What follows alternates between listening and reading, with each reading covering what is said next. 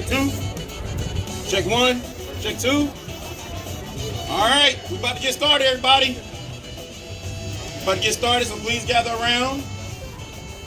Make sure I can see your face. Just like a camera person, like if I can't see your face, you can't see me. All right.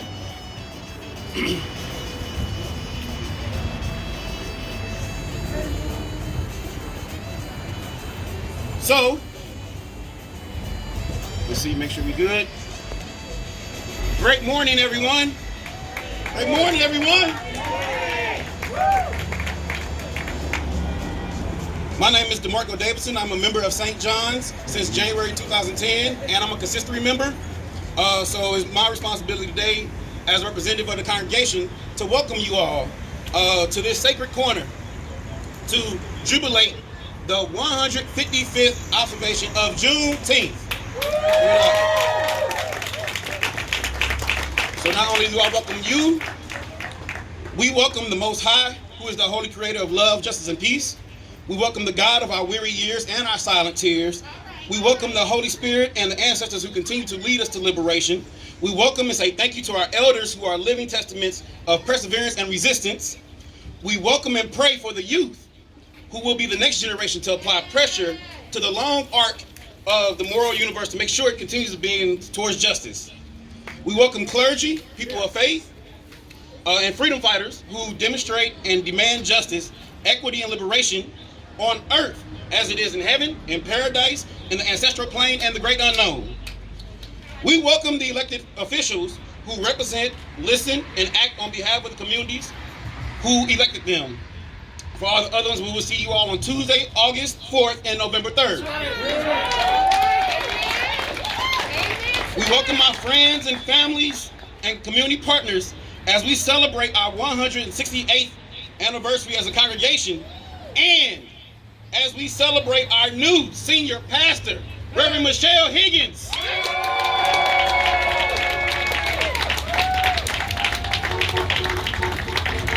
In all of this, we welcome each and every one of you to also the internal and external work that we all must do. The great civil rights leader, Fannie Lou Hamer, noted that nobody's free until everybody's free.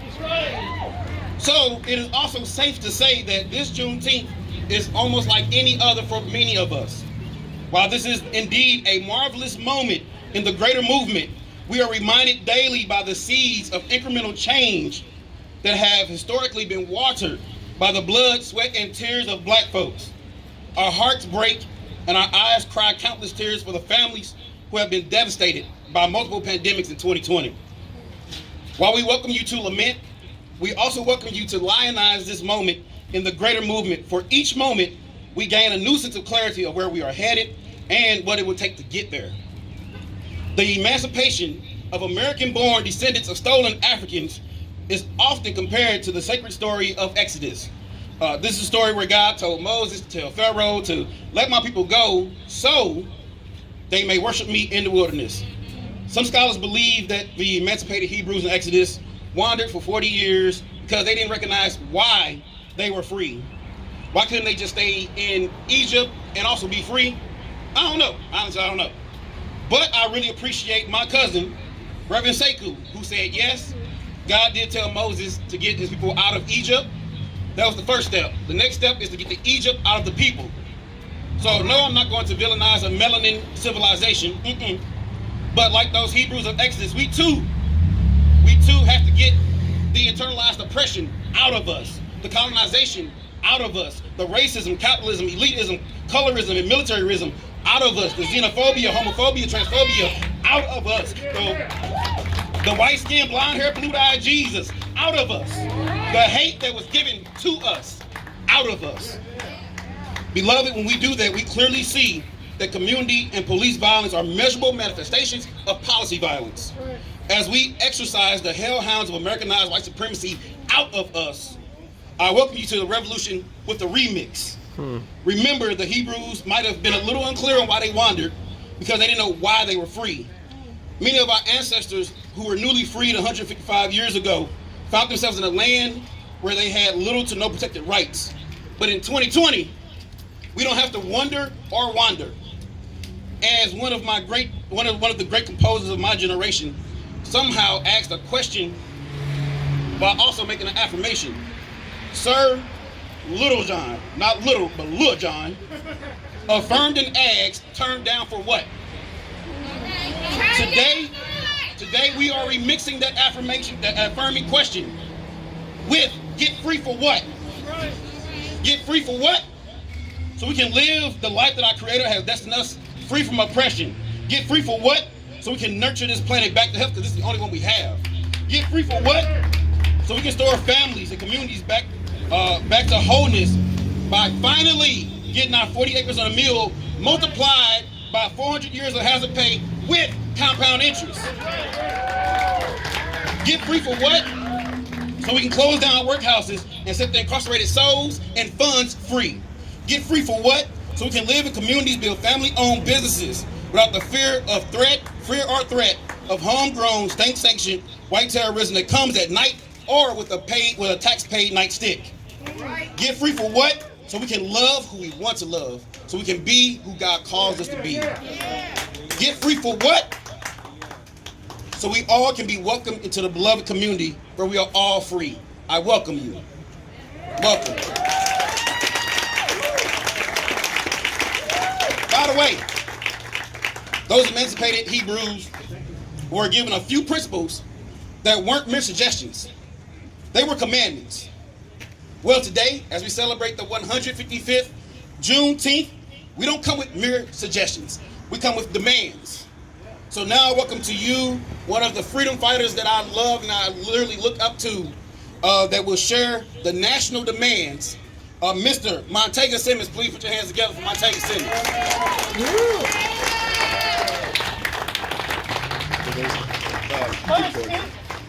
It's been a minute, so can y'all help me? I know I'm going to the mic, but I need y'all to give me some energy first. Can you repeat after me? Defend black life. Defend black life. Defend black life. Defend black life. By any means necessary. By any means necessary. Any means necessary. Any means necessary. Thank you. Okay. So I needed that to help wake up my energy and my voice. This is not a place we come just to witness. This is a space we actually come getting the energy to work. All right? So as this energy is continuing to build, I'm going to focus and use these readers to help me stay focused on my own commentary. So on Juneteenth, we celebrate our resilience. It is that will and our ability to build impactful movements of resistance that give shape to what it means to be black, to be powerful, to be free, unapologetically. Today we take stock of our victories and the fight ahead in the best way we know how. We celebrate what makes us black, beautiful, and free. Welcome to 619. In response to the deaths of George Floyd, Breonna Taylor, Tony McCabe, and countless other black people who have been killed at the hands of vigilantes or law enforcement, millions have taken to the streets with a clear and distinct call to end police violence and to defund police. Combined with COVID-19 and 4 years of Trumpism, black communities are demanding justice, accountability, a divestment from policing, and an investment in healthy, sustainable communities. To honor our ancestors and lay a path to freedom for future generations, our movement for Black Lives has called for 619 mobilizations on Juneteenth weekend. So today through Sunday, the millions of us are in the streets today in Washington, D.C., New York City, here in St. Louis, and in more than 300 cities around the world to remind lawmakers that we are bigger than moneyed interest, including police unions, right-wing think tanks. We know the path away from this disaster. After years of anti-black violence and animosity for black life, we demand the defunding of police. We demand an investment in black communities. finally, we demand the resignation of Donald Trump, who met our calls for justice with a brutal wave of repression that has added fuel to the fire of racism and systemic inequality. I'm going to begin to wrap up my comments by using a quote from our field director, Carissa Lewis. If you have a chance, go to Essence today. They did a beautiful layout, and there's a letter to black folks in honor of Juneteenth. I pulled a passage that says, millions of Americans are reckoning with the idea of police abolition and beginning to imagine alternatives. What seemed impossible mere weeks ago has already happened.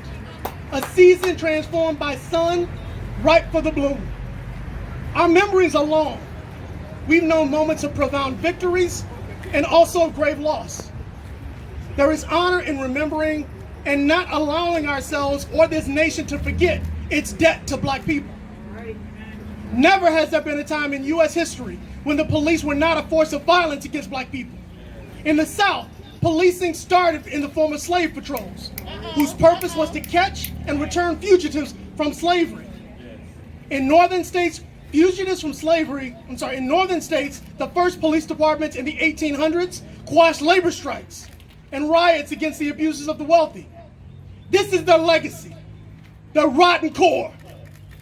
Our memories are long and we have not forgotten this. 150 years ago today, in Galveston, the enslaved people of Texas were informed in accordance with the Emancipation Proclamation issued more than 2 years prior. All enslaved people were free. Today, on this anniversary of that first Juneteenth, we celebrate our resilience, our unrelenting dedication to black people, to our own freedom, and each and every victory in the face of constant violence. Our memory is long, but we will always remember and honor our ancestors. Right.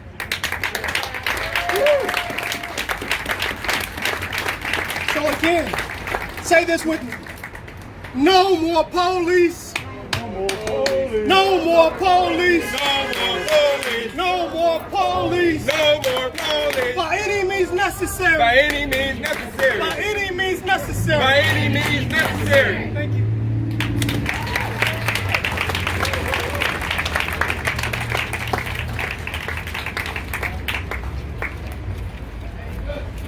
Peace, love, and power, y'all.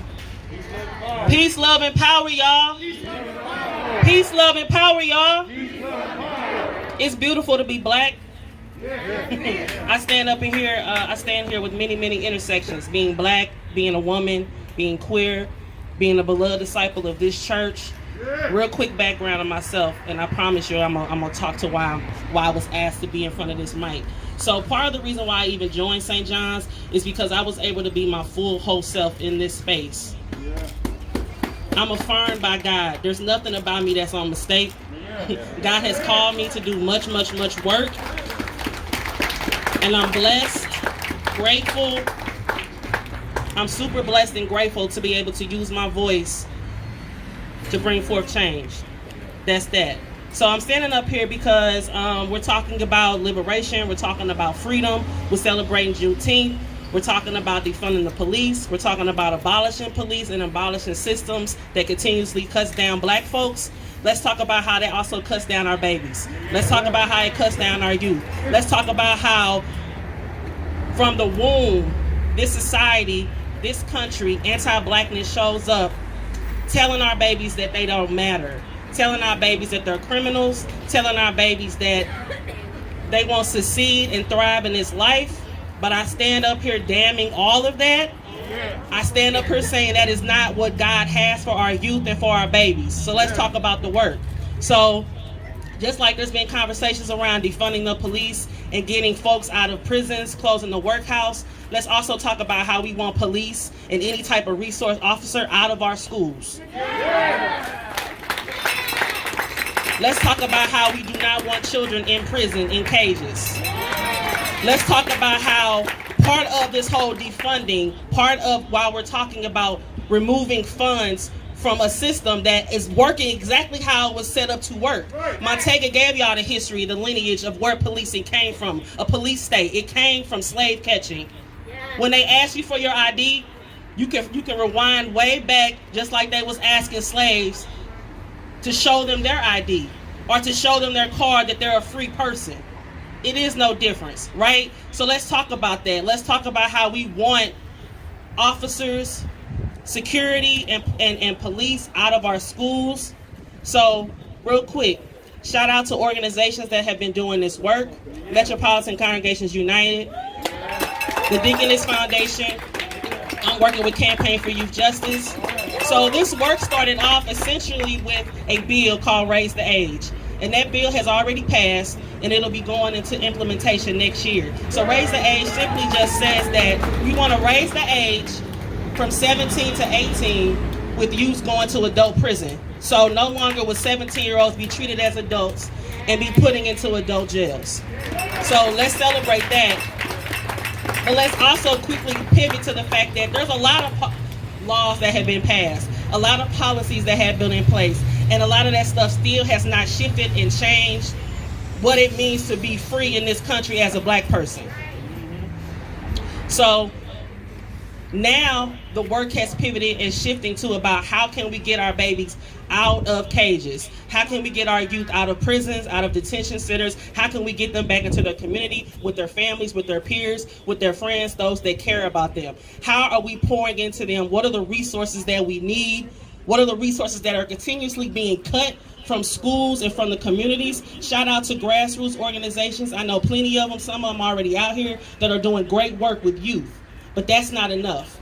We need to be continuously pushing on these systems, continuously pushing on districts, pushing on schools, pushing on school boards, pushing on all the entities that continuously tell our children, show our children that they're criminals before they can even imagine who they want to be when they grow up, right?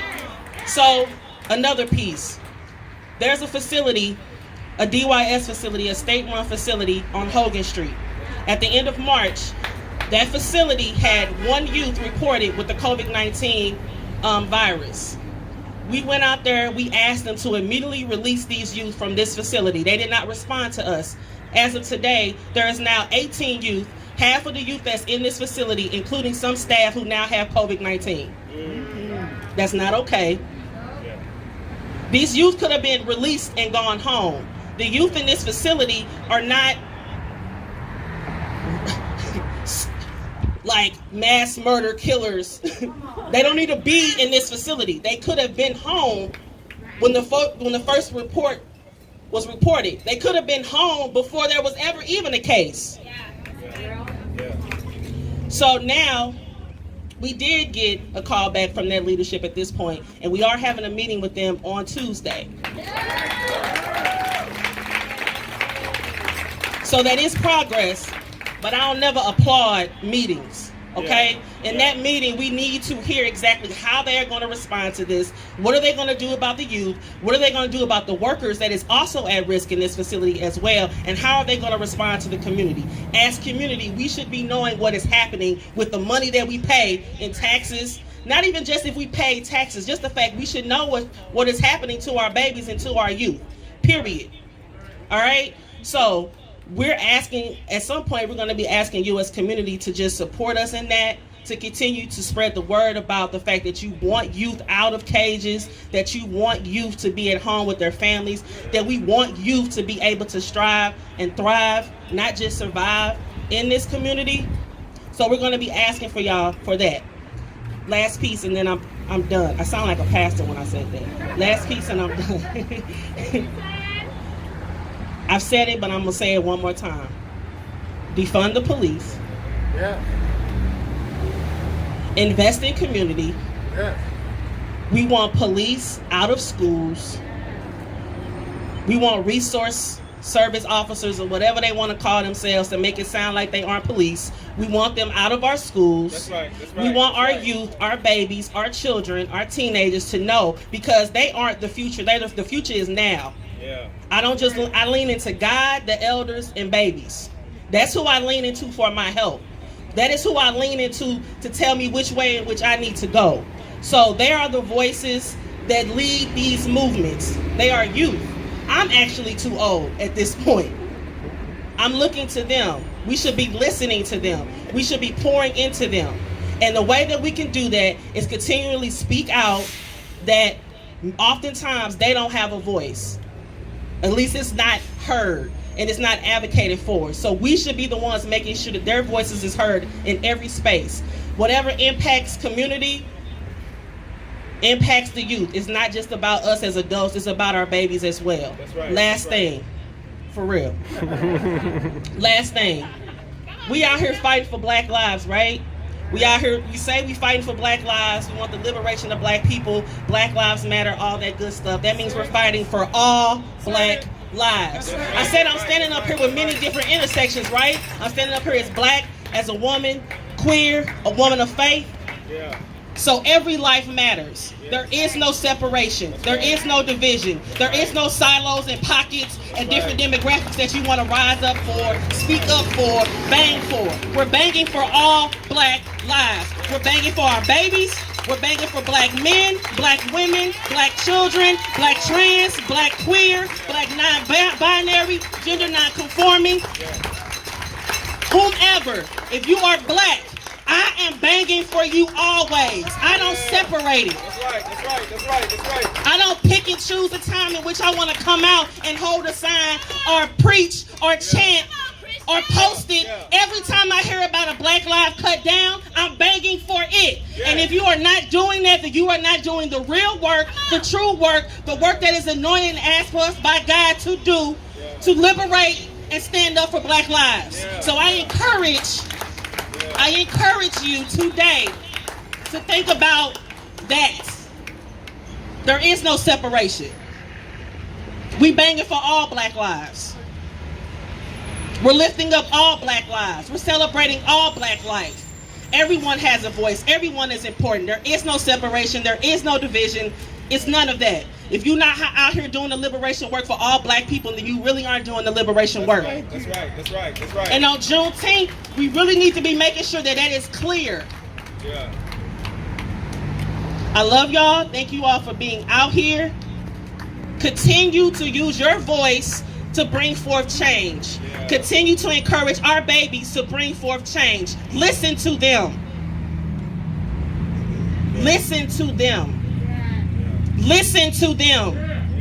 Let them lead. Let them lead. Thank you.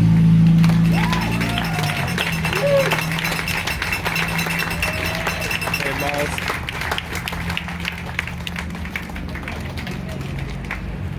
Happy Juneteenth. I need you to straighten the phone with it. That just didn't feel like Happy Freedom Day. My name is Kayla Reed. I'm the Executive Director of Action St. Louis. We are a local grassroots organization building power for black people in St. Louis. We run a lot of campaigns, one including Close the Workhouse, along with ArchCity Defenders and the Bell Project. And I am here to talk about demands and to congratulate my friend. Congratulations, Michelle. Pastor. Amen. Reverend. It's Pastor. Don't try to come over here. It's also just Michelle. You know, it's Pastor. Make some noise for the pastor. So I grew up in church. I actually grew up in a church that used to sit right next to the water tower up the street. So this is my stomping ground. And you know, in church there's a thing called call and response. So we're gonna do that a little bit, right? So I'm gonna say we have demands, and you're gonna say we have demands. We have demands. We have demands. We as a people, you cannot be organized without a demand, right? And don't let people tell you that we don't have them. Black people have always had demands. Yes. Black people have always had demands. We have always had a demand to be free, to have access to the resources that we need to self-determine our own futures. We have a demand. We have a demand. I have 10 of them, so you're going to say it 10 times. Our first demand in this moment is that we defund the police. Yeah. Let me explain why.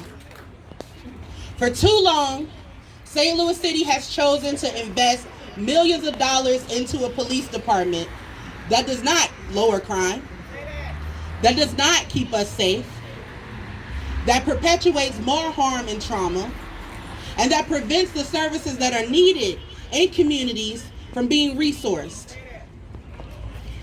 It is illogical to continue to invest into a broken system. If a doctor came in and didn't do his job, you wouldn't give him a raise. If a teacher didn't teach your babies, you wouldn't give them a raise. And yet the police continue to kill, they maim, they beat, they abuse, they exploit, and the mayor and the county executive continue to give them raises. No more raises. No more raises. No more police in schools. Yeah. No more overtime to sit on parking lots or pull people over. Yeah. No more unrestricted asset forfeiture budgets. Yes, yes. No more millions of dollars to over-police and underserved. Yeah, yeah. Defund the police. We have a demand. We have a demand. The second demand, disarm, decommission, and dismiss police. No more, I get to quit before charges are filed and hop to the next municipality. No more union contracts that expunge the records of abuse against our people. Yeah, yeah, yeah. No more unnecessary guns on the streets. Yeah. Yeah. If the neighborhoods can't have guns, then the police shouldn't have guns. Yeah, that's right. If you don't know how to deal with mental health issues, you shouldn't be called to the scene. Exactly.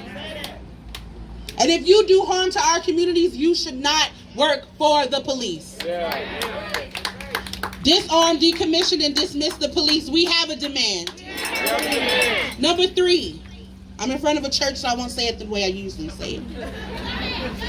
But close the darn workhouse. Yeah. For too many years, we have spent $16 million on that facility, and Lida wants you to applaud her for cutting the budget in half. I would like to applaud the work of the Bell Project for helping to decrease that population by 81%. When we started this campaign, there were 600 people in that jail. Yeah. Now there are 95. Yeah. And if there's an 81% decrease in the population, there should be an 81% decrease in the budget. Yes. But we want all of it. Yeah. Because none of that money should be used to cage people because they are black and because they are poor and because you don't understand or refuse to accept the truth that the resources that community needs will help deter violence. Yes. Close the workhouse. Close the workhouse. We have a demand. We have a demand. Number 4, free political prisoners. Yeah. Stop locking protesters up and trying to make examples of us. Yeah. They dropped the charges against Mike Avery, but they did it without prejudice so that they could try to reinstitute those charges. Free political prisoners. Free Josh. Free Josh. But also, I want you to understand that white supremacy is political. Yeah. And so when you talk about mass incarceration and the millions of bodies that have been funneled into prisons, understand that that is political. Yeah. And so when we say free political prisoners, I mean all the people who have suffered under the brunt of white supremacy in this country. Yeah. Free political prisoners. We have a demand. We have a demand. Number 5, provide reparations. I'm not going to say invest in community, because what it is reparations. Yeah.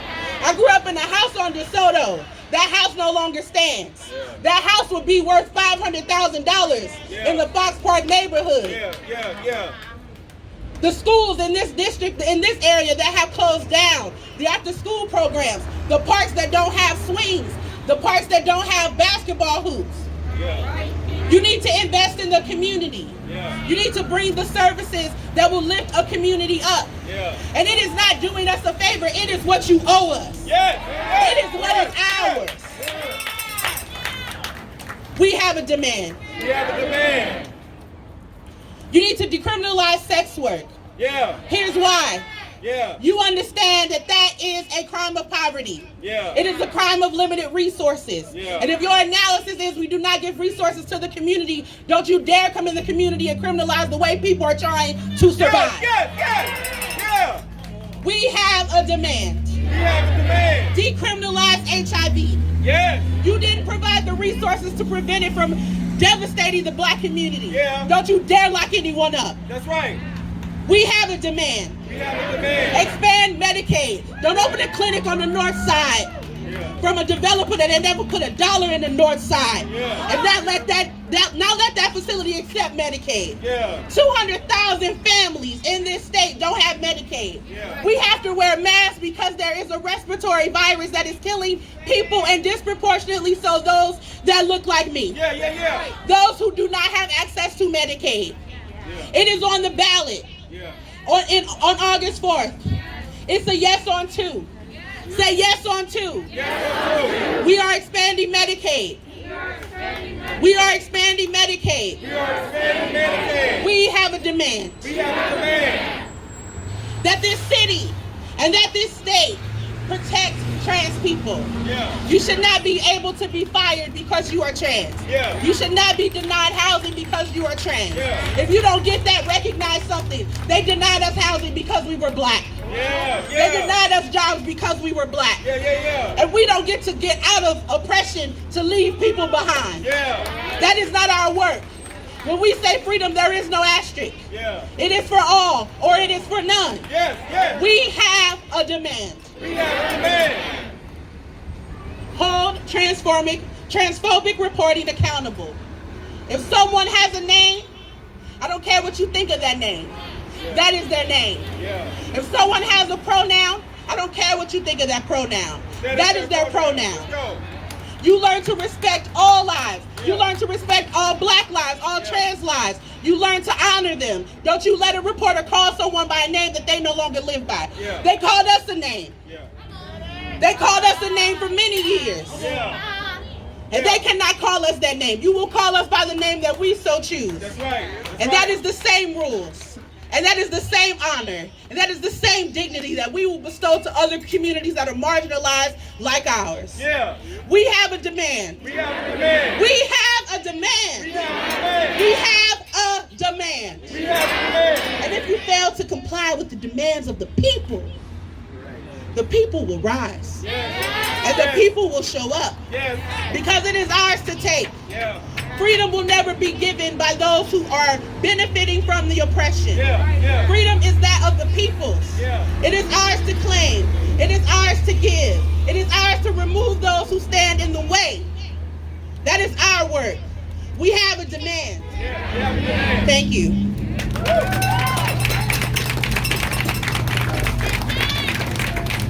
Oh my God, y'all. Can we get up for Kayla Reed one more time? Our prophet, Kayla Reed. Good morning. My name is Mike Milton. I lead an organization called the Bail Project. Thank you. And what we do is our goal is to literally free people from cages every single day. It's a system called pretrial detention that only locks you up because you cannot afford the bail, not because you have been proven guilty of the charge. So right now, that's 500,000 people in jail, disproportionately black people, because they cannot afford it. That is a travesty to our region. That is a travesty to this community. That is a travesty to our country. And so I come with a little bit of a different energy today. I'm not coming with one of hype and ultimate celebration. I'm coming with grief and sadness because I can't celebrate an emancipation of 1865 when Breonna Taylor got slaughtered in our own home in 2020. It is a travesty what we see in America right now. And we're not completely free. So I got two things for us with that grief, with that sadness, two emotions. I want to start up with the first one. I promise I'm going to end up with hope. But the first one is rage. I am enraged. I am sad. I am enraged because 95 people cannot celebrate freedom because they're locked up in the workhouse right now. I am sad and I am enraged because those 95 people don't get to have their support systems like we do. They don't get to feed their children. They don't get to see their children off to school. They don't get to protect their children from COVID-19. Right now, they're locked up in the workhouse. And that is something that should be sad and grieving to us all. I'm also enraged that our city government would rather spend $8 million on 95 people rather than give it to our communities. I am also enraged that our city government propose to give more money to the police for body cams, as if we don't see us being killed on camera enough. I am enraged. I am enraged because Wednesday morning I looked Lyda Cruz in her face and I told her that you have a responsibility to protect and give communities money so that we can be safe just like you are safe. And the next morning, she proposed that we give $6 million to the police. I am upset that our city government, we had to ask and beg our city government for testing sites on North St. Louis. I am upset that we consistently see the neglect and the divestment for North St. Louis, and I grew up down the street from her. I went to Ashland Elementary. I went to Beaumont. I went to Sumner. I'm part of this neighborhood. I'm part of this footprint. And when you denied my freedom, you denied my neighborhood. You denied my community. You denied our region. So I am upset, and I am also grieving. But also, my comrade, Inez Bordeaux, she always say this in every speech, and I hope she said it today. She say that rage is a renewable energy source. Rage and anger is a renewable energy source. And what white supremacy does is white supremacy tries to tell us how to feel about the harm that's happening to our communities. So I'm not gonna tell you how to feel, but I'm gonna tell you how I'm gonna transfer that rage. I'm gonna transfer that rage into love and joy and freedom for my people. I'm gonna transfer that rage into grace and relationship and leaning in and help to build a world where we don't have to depend on punishment, where we can depend on investment, we can depend on care, we can depend on compassion. I also have so much joy because right now there are leaders and thinkers in our region, the Inez Bordeaux of the world, the Kayla Reeds of the world, the Blake Strolls of the world, the Starskys of the world, the Reverend Higgins of the world, that are fighting and casting vision for a St. Louis that is safe for Black people.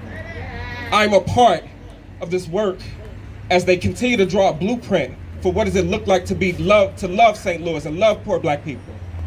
I have joy, but one thing I can say is because this is a constant fight for freedom and liberation, that I also know that freedom don't come cheap, and that dreams don't come cheap, and that all the sweat equity and blood and fight and love that our ancestors put in before us, I get to learn and glean from that, and also help raise up a generation that's going to continue to do the work in St. Louis.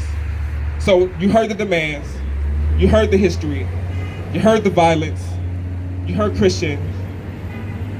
That's what we're up against. So I'm gonna do a chant as well.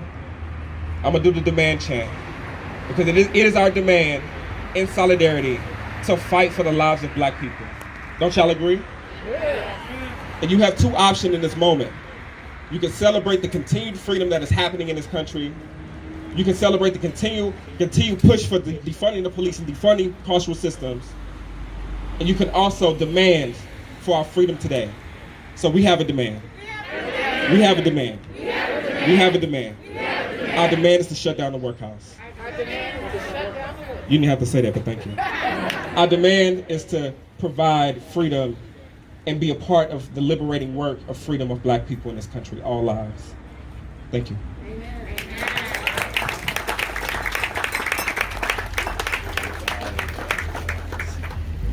Good afternoon. My name is Inez Bordeaux. I'm the manager of community collaborations at ArchCity Defenders.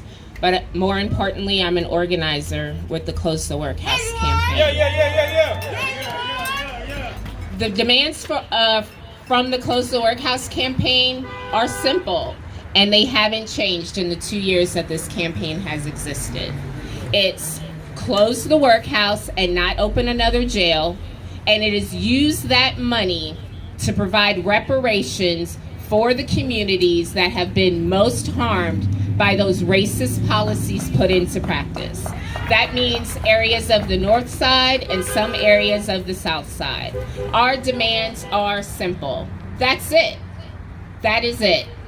I remember 2 years ago, this campaign stood on the steps of the CJC downtown, and I remember saying that June 19th was the day that we commemorate the day the Army had to move into Texas to force them to liberate the people that they had enslaved there.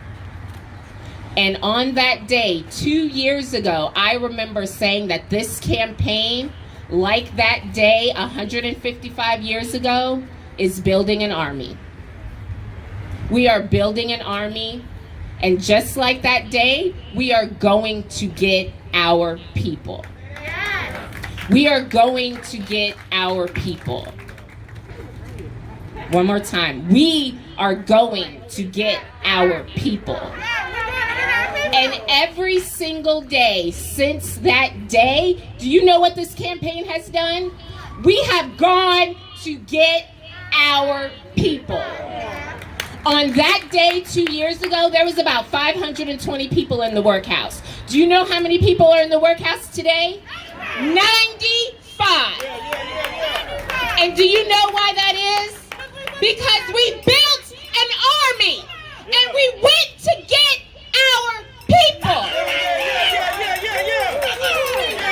We went to get our people. And guess what we're going to do tomorrow? And the day after that, and the day after that, and the day after that, and the day after that, we are going to get our people. Our demands are simple. Our demands are simple. We want our people, and we're not going away until we get them. Mike said something about anger, and I talked to Starsky. He said I could have one curse word. Anger, I say all the time, anger is a renewable energy source. When I woke up today, I was full of joy and pride in Black people. Being Black is the flex. Being Black is the culture. We are the culture. We are the arbiters of cool in this country and every country across the world. We are the flex. Our very existence is the flex. The fact that we are standing here today is the flex. So while I was full of joy and pride in being Black, I also woke up full of anger. Anger is a renewable energy source. Angry gets shit done. It's how we get things done. It's how we've had to get things done in this country. So while I'm full of joy, I'm also full of anger.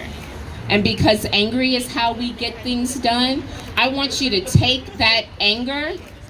I want you to look around. I want you to think about the 95 people that are in the workhouse. Simply because they're poor, not because they're dangerous, not because they're a threat to the community, not because they deserve to be there, but simply because they are poor.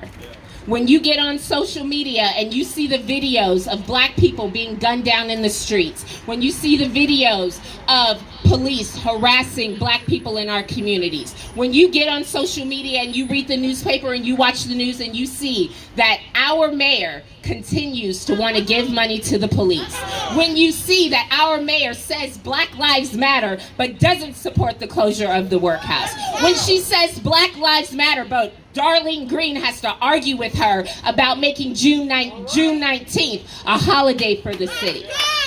Let that anger fuel you. Anger is renewable. It can fuel you every single day to get up and do this work.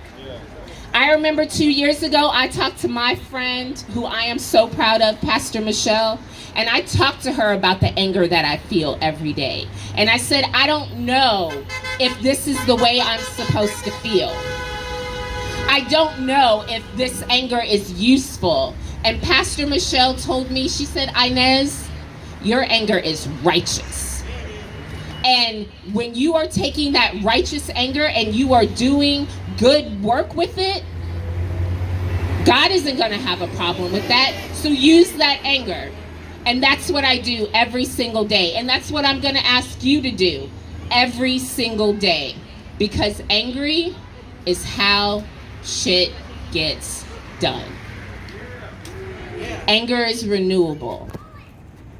So what I need for you guys to do in order to support this campaign, in order to help those 95 people get out of the workhouse, those 95 people who are only there because they are poor, because they are black, because they are there for crimes of poverty, because this city has historically neglected black people and black communities in this city. I need everyone to pull out your phone right now, because we have work to do. Today we celebrate the joy and the resilience of black folks all across the world,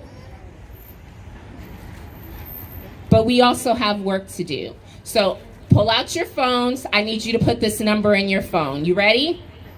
314-622-3201.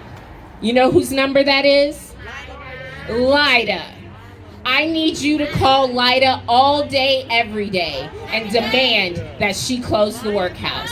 I want you to call Lida all day, every day, and demand that she defund the police. I want you to call Lida all day, every day, and demand that she invest in black people and communities. Oh, yes. 314-322-3201.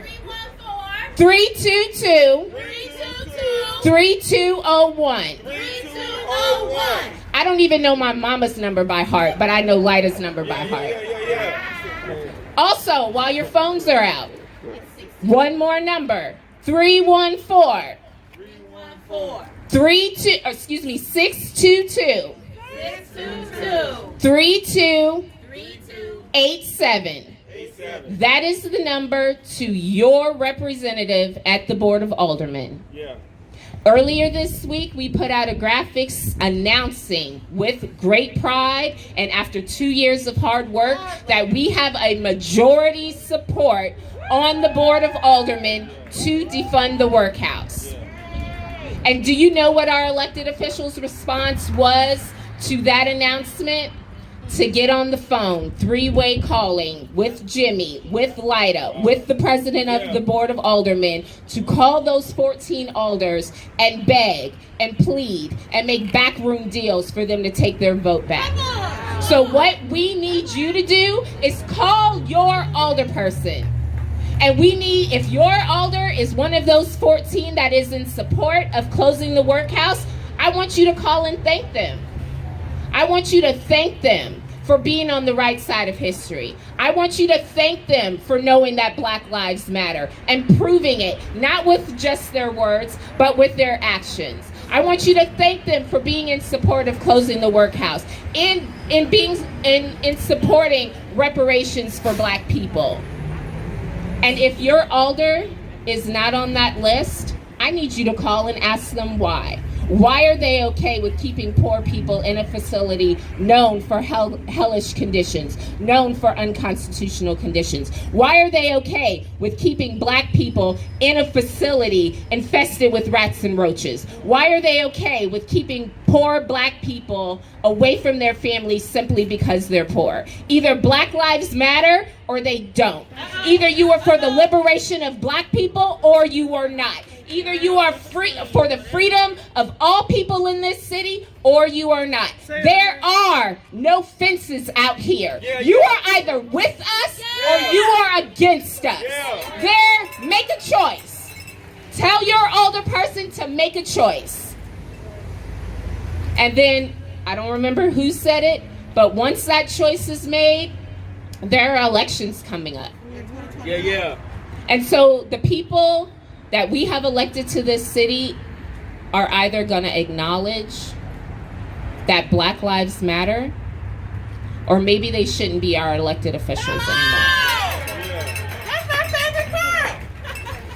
They are either going to acknowledge that Black Lives Matter or they don't. Remind your elected officials that they can't say Black Lives Matter and not be in support of closing the workhouse. They can't say Black Lives Matter and not be in support of reparations. They can't say Black Lives Matter and be in support of giving the police more money. Because that is what it means. There are no fences, yo. There are no fences out here. It is time to choose a side. And let's make sure that they do. Thank you.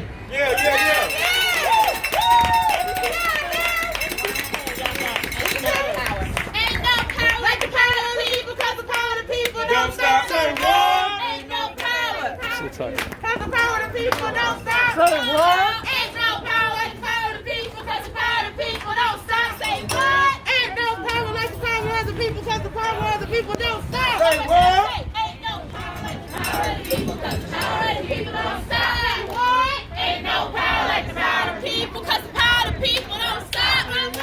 Ain't no power like the power of the people. Cause the power of the people don't stop. What you say? Ain't no power like the power of the people, cause the power of the people don't stop.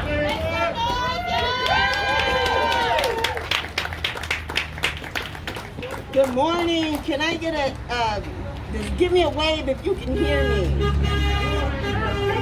Okay. Give me a wave if you can hear me. Okay. I am the Reverend Antona Brent Smith.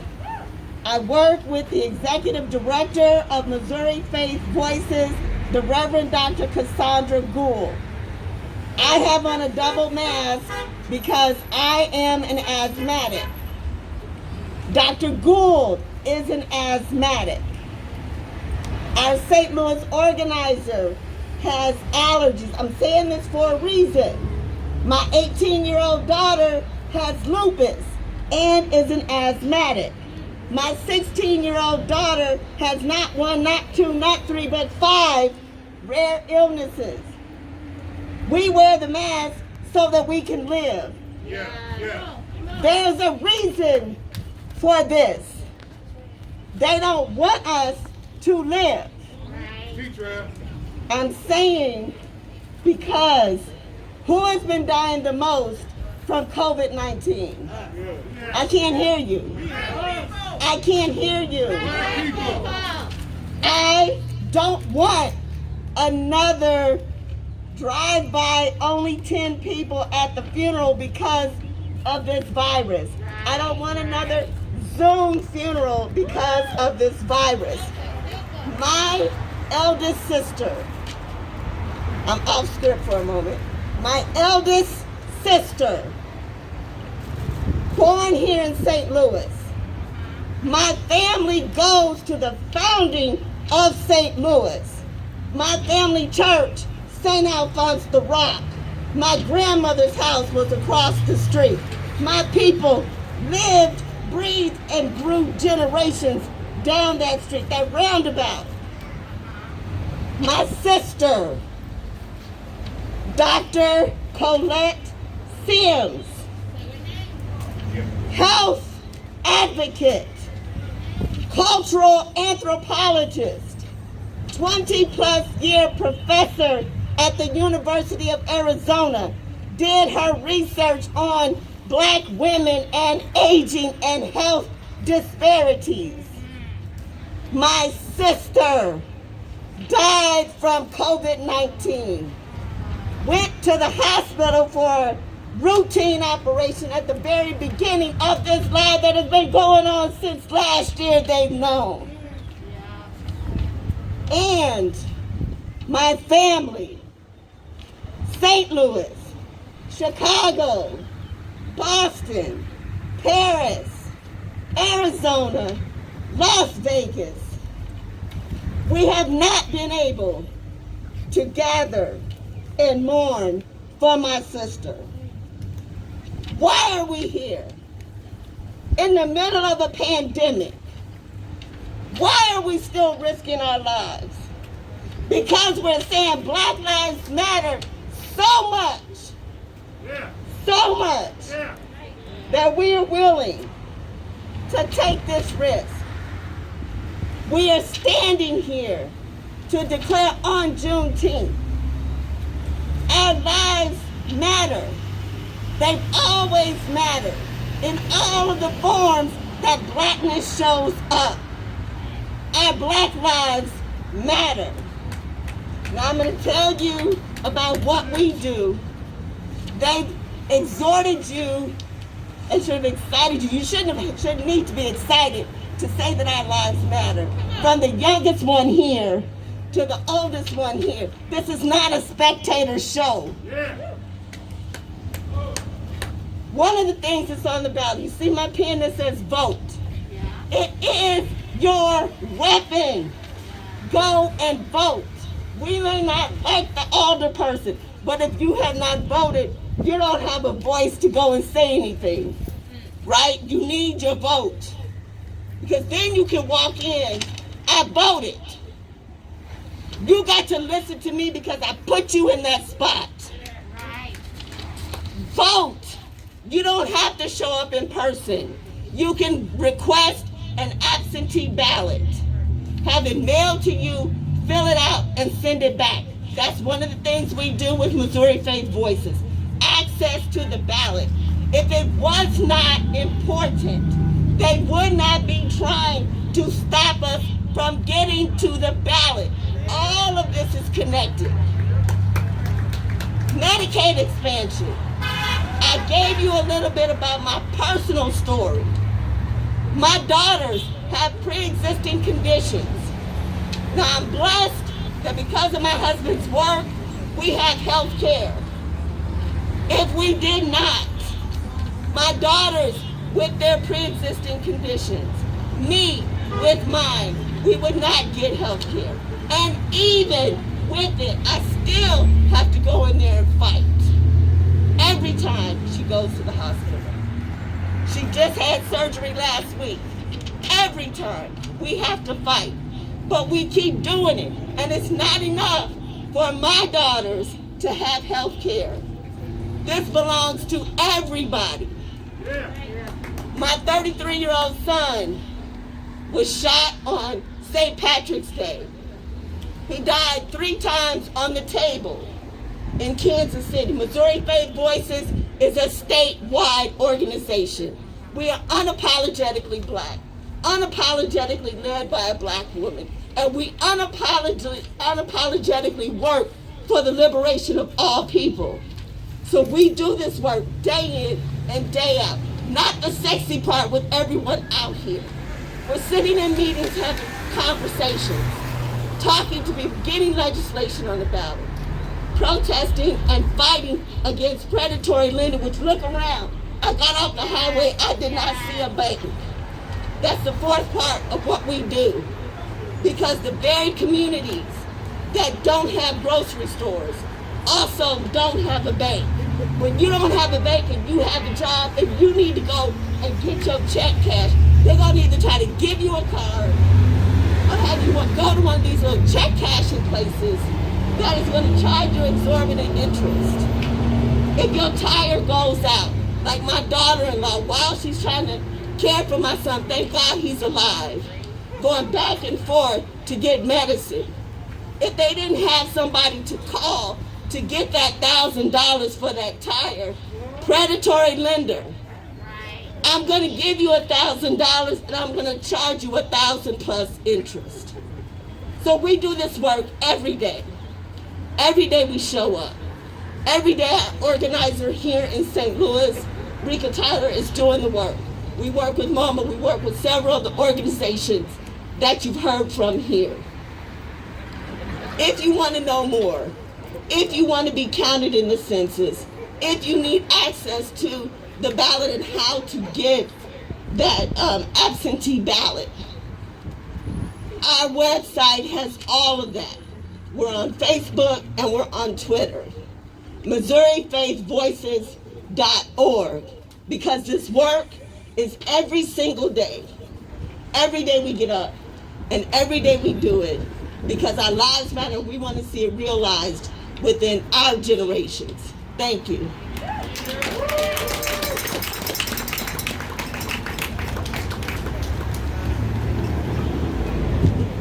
It's Juneteenth time.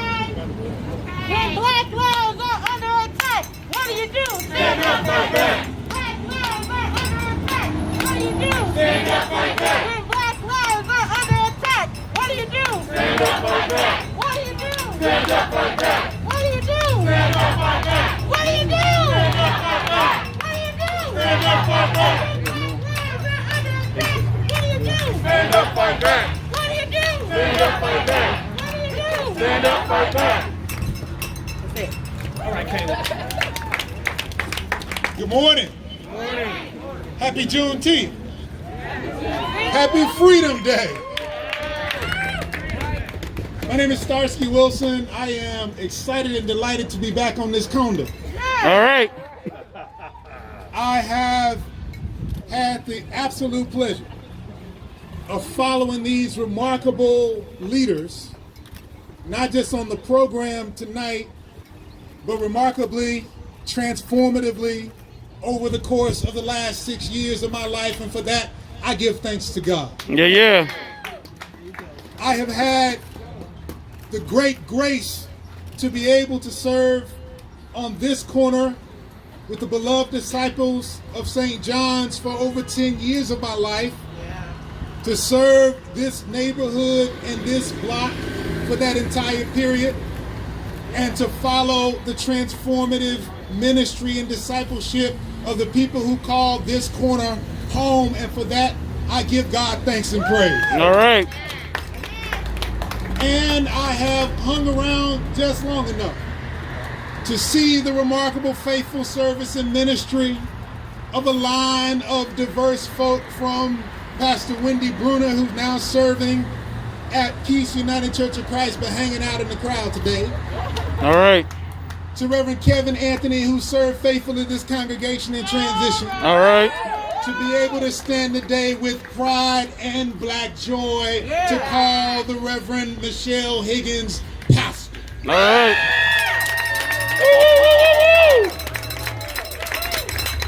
And I've been doing my little happy dance about that for a while.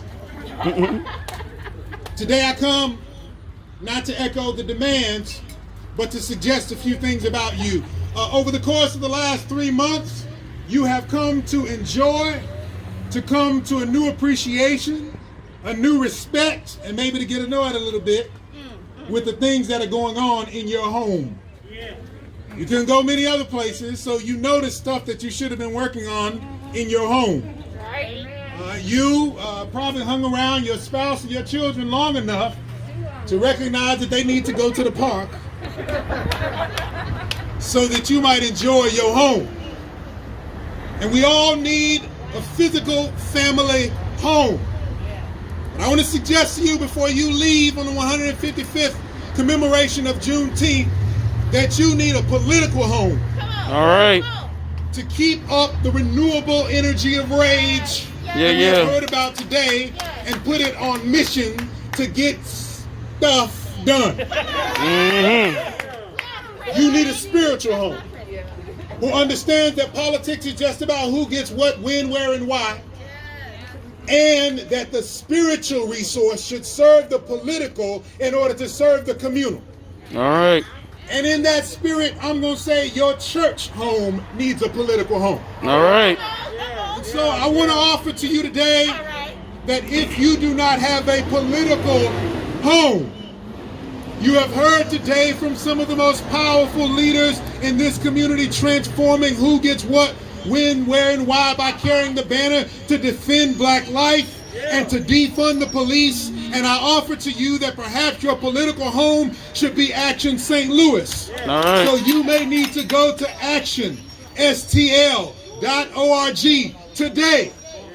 Y'all got phones. You might need to go to actionstl.org right now in order to make sure that you are signed up, you are membered up, you are on the list, you have given a gift to sustain the work to transform this community into the beloved community that God desires.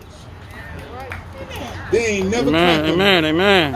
when you're trying to get them to do something else. And in as much as you need a political home, you need a spiritual home. All right. You need one that knows that God is on the side of the oppressed. All right.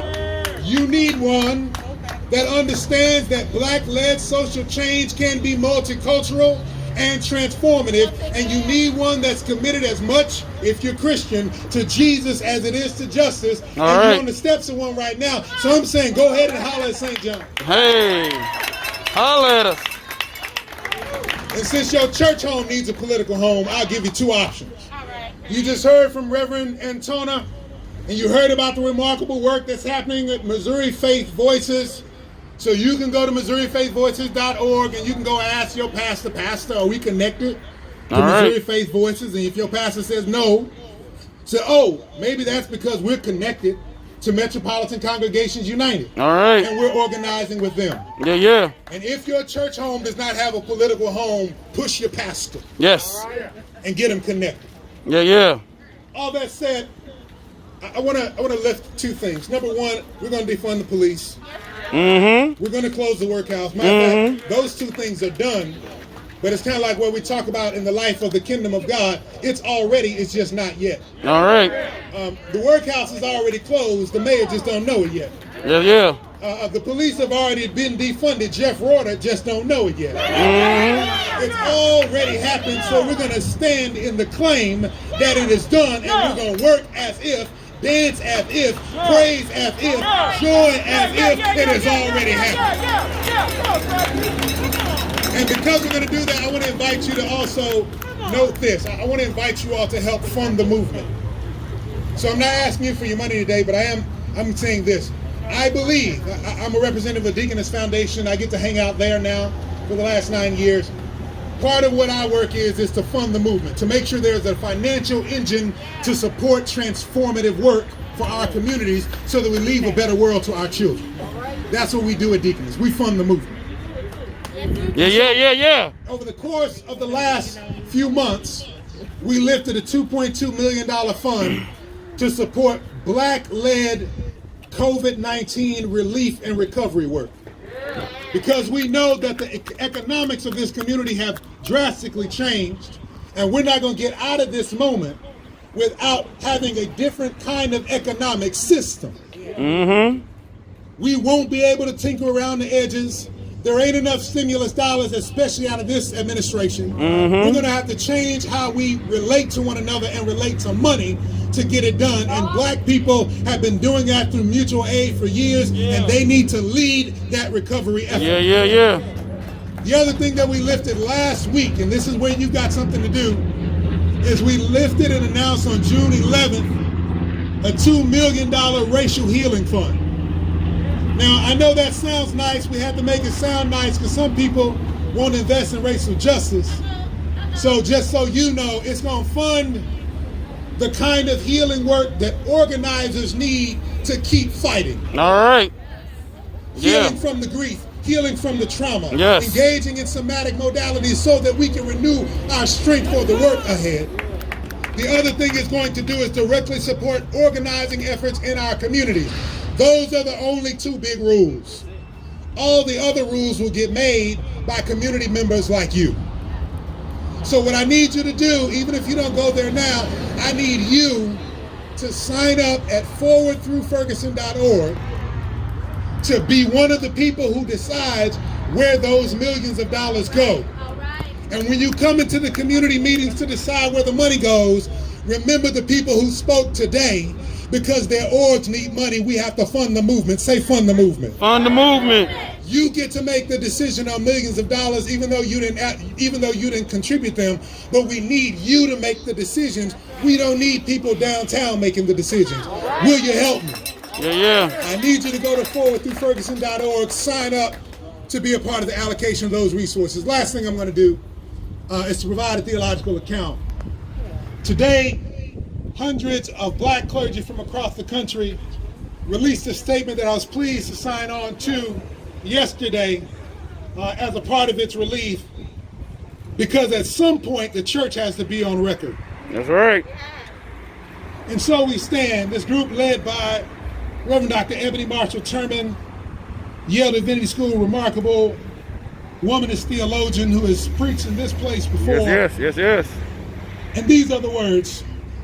On the occasion of the 155th observance of Juneteenth, the jubilant celebration of the ending of American legal chattel slavery, we, a collective of interdenominational black pastors and black theologians representing the prophetic tradition of black churches in the United States of America, lift our voices to emphatically repudiate the evil beast of white racism, white supremacy, white superiority, and its concomitant and abiding anti-black violence. Although we have been temporarily severed from our respective chancels due to the global effects of COVID-19, the doors of the Black church are still open as we congregate on one accord in the spirit and by a God of freedom, justice, and love who was with us in the beginning and brought us this far by faith. The Black church was born as slave religion in the woods in spite of the American slavocracy and resistance to the degradation of black life by white arbiters of power, in opposition to the gods of white theology, namely white power, white supremacy, white capitalist acquisition that bought and sold the black bodies of our forebears. The Black church proclaimed by night as an invisible institution that black lives matter to God.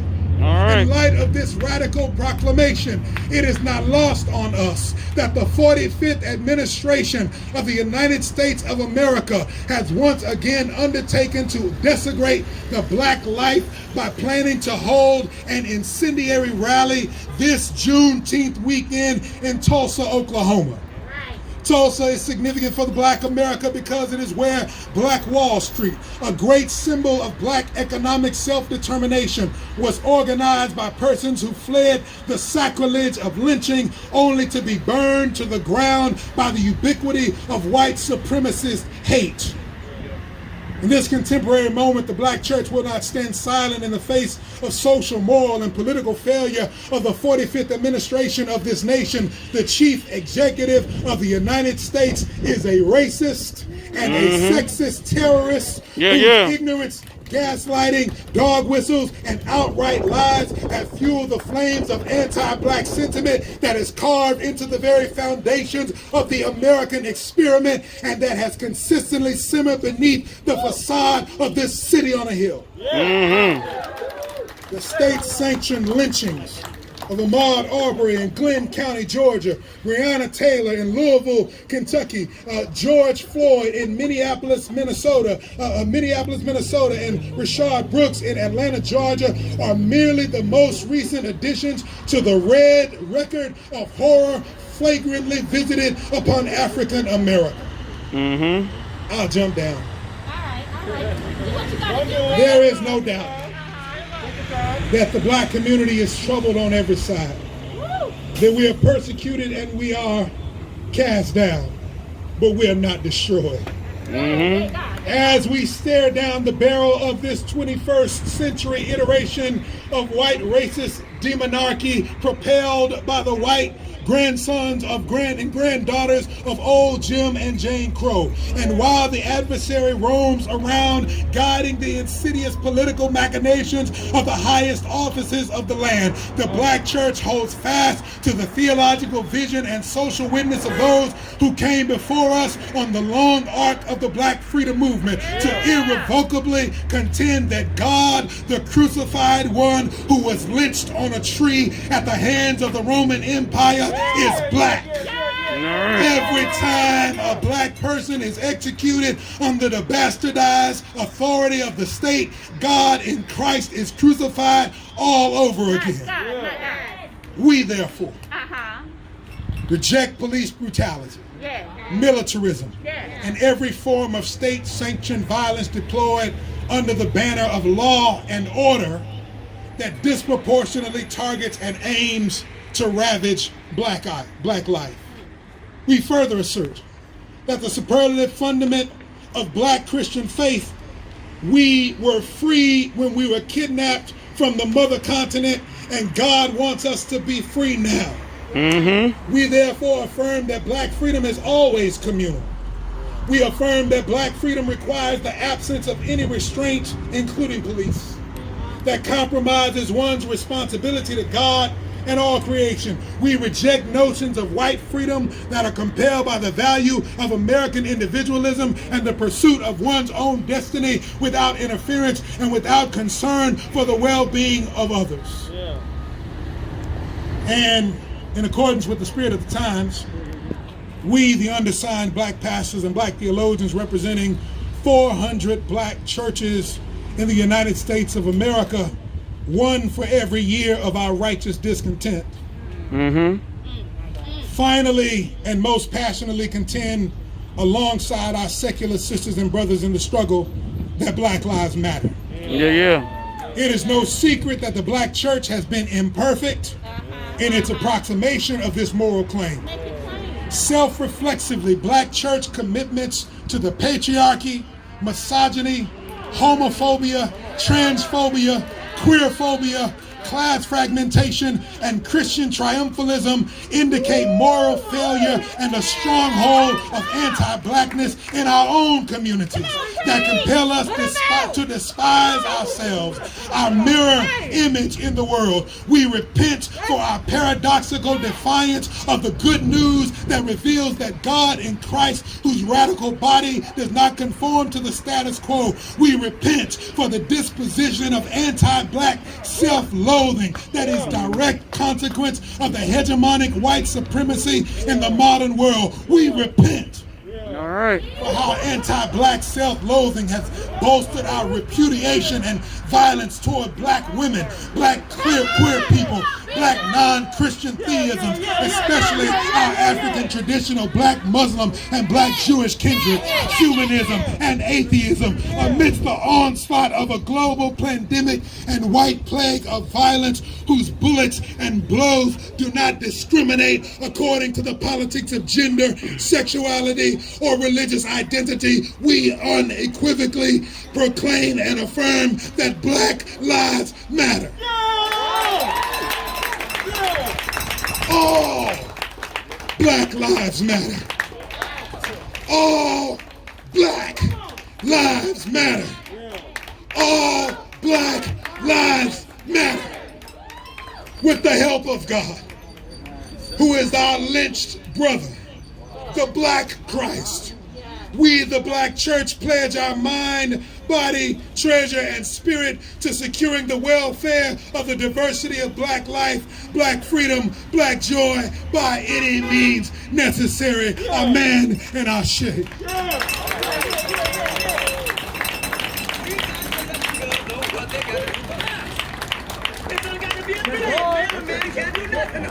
All right, that's my president, y'all. I need all my people in the center.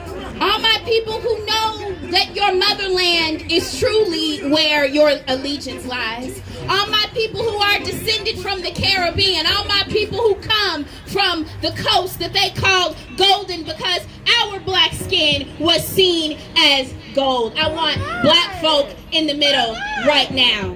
Let's go. My family, it's time for us to rejoice. It's time for us to respond to the demand that we end self-loathing today, that we stop investing in white supremacist notions that we should be anything but ourselves. It's time today to proclaim not only that we love one another, but that we love being Black.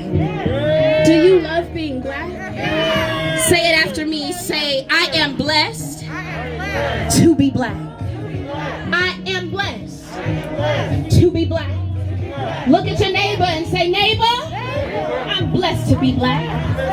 Are you blessed to be Black? Because I'm so blessed to be Black. Can we sing about it? Nothing else. Don't want to be anything else. I said I love being Black. Love being Black. I said I love being Black. I said I love being Black. I like the color of my skin. The color of my skin. It's the skin that I'm in. See, I love being Black. I said I love being Black. You know I love being Black. You know I love Come on, y'all. I love being Black. I love being Black. I said I love being Black. I love the shape of my lips. I love the shape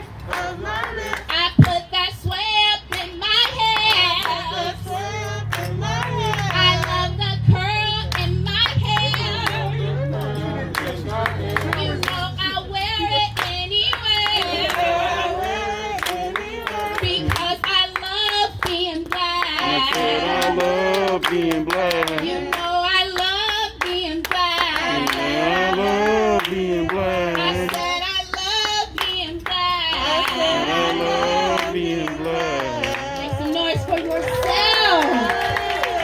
For yourself. I stand before you as the daughter of my people's demands. I stand before you as a descendant of the demands of Rahab to decriminalize sex work. I stand before you as a descendant of Harriet Tubman to let my people go.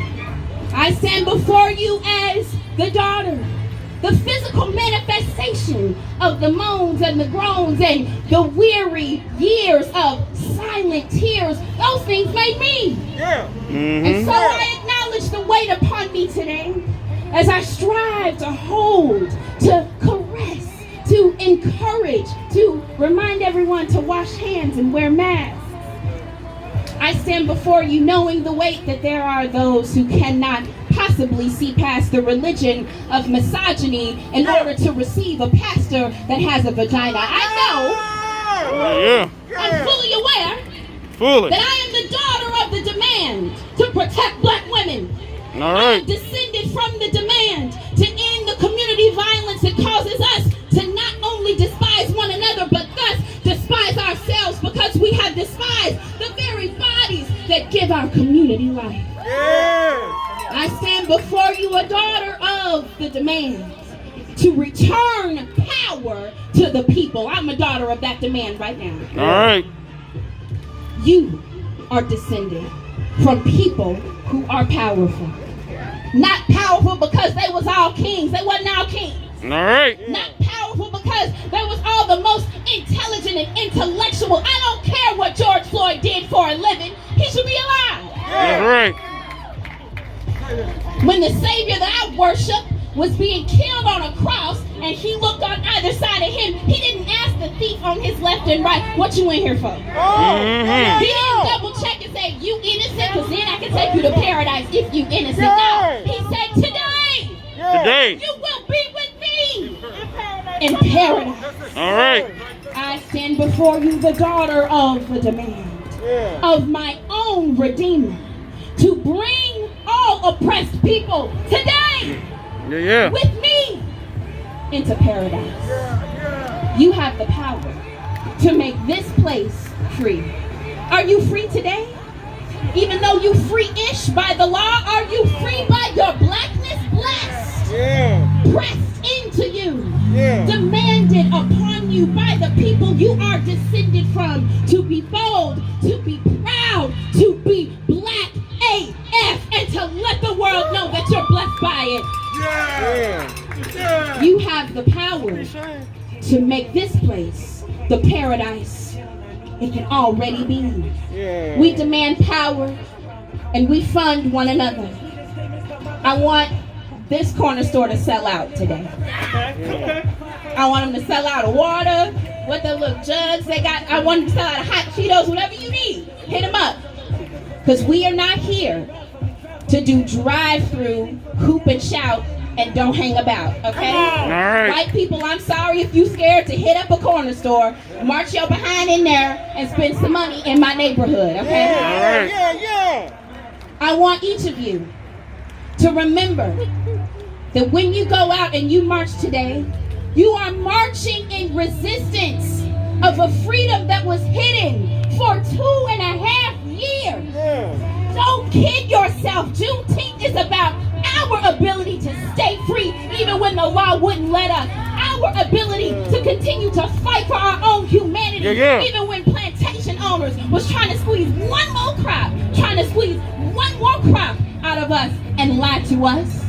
We don't have to be literate to be liberated. And I demand that we end the intellectualism that does not allow us to be free from our own biases, to only exalt those who can talk good, to only embrace those who have all their teeth, to only set free those who are innocent. Set my people free. If you are not free within yourself, you will never be free of the biases that prevent you from loving all black lives. And I challenge you today, if you have a brain, you have a bias. I challenge you to interact and encounter, engage, and confront that bias until it is laid waste like the supremacy you claim to fight against. Shut it down. Shut it down. Until you are a worker of justice, oh beloved ones, you will have no peace. So how do we get to peace today? We work for justice. How do we love our community today? We begin to know ourselves. That's right. I am the daughter of my people's demands. Amen. So when I say defund police, I'm saying defund police because the police chased my daddy down alleyway after alleyway at Maffin and Prairie, drove him into a dumpster and left him there. I'm saying defund police because I know for a fact that my uncle was accosted, eventually murdered, because police would not let up and continue to target black men. When I say defund police, it is because I am the demand to defund police. What demand are you? That's right. Are you invest in communities? Are you exalt mental health care? Are you expand Medicaid? Are you get our babies free? What demand are you? The people who made you, the God and the ancestors that put you here today, sent you here with a vision. So I want y'all to do one more thing. Look at me, say one more thing. One more thing. Look at your neighbor, say just one more thing. One more thing. I want us to make a quilt. Will you make a quilt for me? Oh, Will you help me do that? I want you to take the vision of what you are and put your vision of black liberation on this little square. We have a bunch of them at this tent over here. We're going to put all of those things together to remember Juneteenth 2020 as the day when we decided to defend black life as a moral and theological demand. All right. My demands come from God.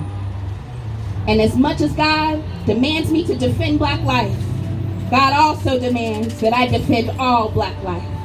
So on this day, I proclaim that there will never be a time when we do not hold transphobic reporting accountable. That's the demand of my descendants. And I want you to think about the vision that you were blessed with to show up as here today. Black liberation belongs to us. It is about us, but it's for everybody. That's right, that song we sang, it ain't about you. It sure ain't about you, white folk, and we love y'all. But it's for you. Do you want to know why? Because when we are free, your chains will fall off. Come on. When I am liberated, exalted finally to the place of loving myself without anybody's gaze, the idolatry of the white gaze will end for white people. So y'all get good, come on up here and get this good black woman and stuff. Because you have no idea how bland and tasteless your spiritual food really is. Put your vision on a square for me.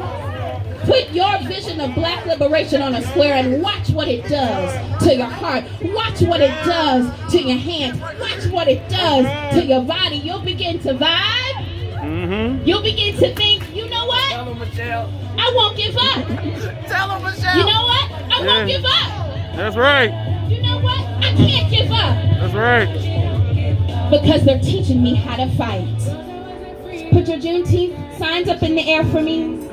And remember that somebody fought repression. Somebody fought the lies. Somebody fought to stay alive. Somebody fought for every white supremacist rapist who tried to kill us. But we're living today. We're breathing today. And they are scared today. The police is not lying over there are scared today. Because I love my blackness. Lyda Cruzan is scared today. Because we love our people. And we will, we shall, we are free.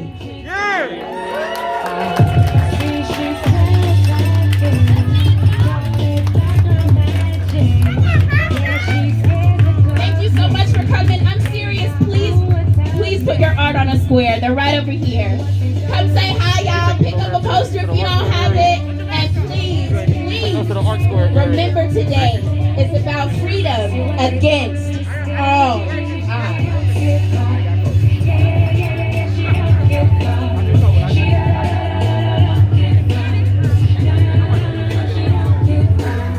If I was supposed to die, I would have been there.